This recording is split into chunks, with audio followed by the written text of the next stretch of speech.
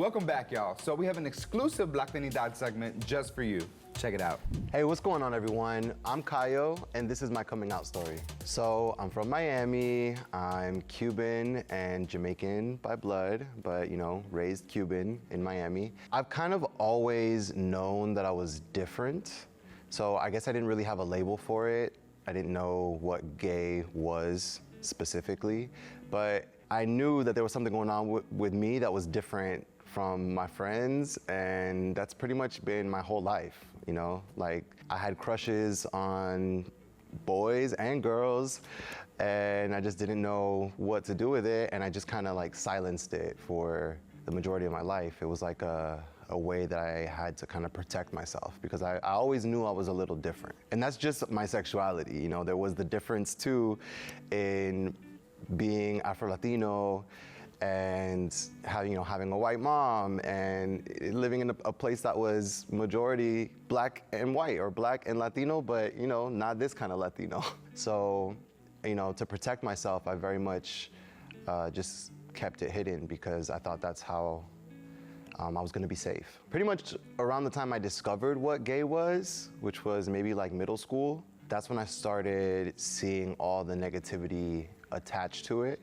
And that's when I started working my hardest to not be that.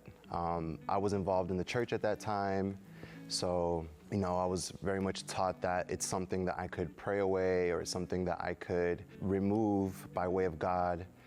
And I believed that for a long time. So a lot of my childhood, unfortunately, was, I feel, wasted on that. Wasted on trying to be a version of myself that was digestible for everybody around me. The way that I came out was a little different from maybe your typical coming out story.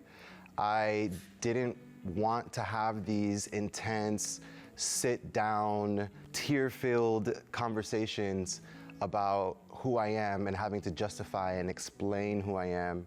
I feel like I'd already done so much explaining and hiding and like pretending for everyone else. So this was my one chance. I was like, I want to do this for me, and I'm just going to live the way that I want, and I'm just going to live in a way that is vulnerable and is open, and people are just gonna see it and they're just gonna know that way. The only people I really had a formal sit down talk with were my mom and my sister, because they're like my mothers, and I knew that that would be really important to them. So I did that for them. I held space for them. And then my best friend, because she hadn't known for so long, so I felt like I did owe that to her. But beyond that, everyone else, you were just gonna see it when you saw it, and that's just how it worked for me. I think it's unfair for that pressure to be put on somebody, to have to sit you down and explain and justify who I am. Straight people don't have to do that. So I always felt like that was just something that I'm not gonna do with everybody. I'm not. And it did kind of make a divide in some of my relationships. Like, obviously people start talking, there's gossiping, there's rah, rah, rah, rah, rah. And I had to just like push past that. And that's another reason why I left my hometown, because I felt that all these people that feel like I owe them an explanation, they're kind of centering me coming out around them. Like, it's not about you for once. I'm making this about me this time, and if you're not with it, then you're gonna get left behind. Who was my community when I came out from church? My friends. So I had a chosen family. I mean, my family's always been there, of course. I will say coming out has distanced me from some family members, but I had to make my own support system, because nobody's gonna do that for me, especially when I moved away. But there are some people that I met through the church that I had a bond with, and they didn't care. They didn't care. They're like, we wish we had known earlier or whatever, but they stuck around, and I'm glad they did, because I had a really close bond with them that was beyond whatever was going on in the church. So I still kept them, long distance. But it was hard, I just had to kind of reconstruct my whole life and kind of take a second look at the people I had around me, So right now, in terms of community, family, friends, I really love the world that I've constructed here for myself, you know.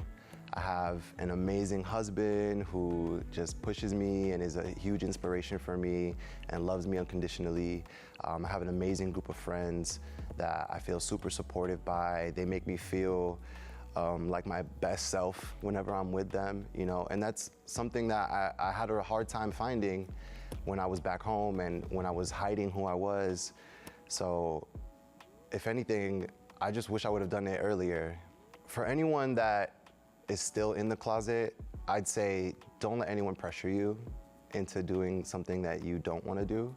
But I also want every one of those people to know that you are whole. Like, you are a whole ass person, and you do it on your timing.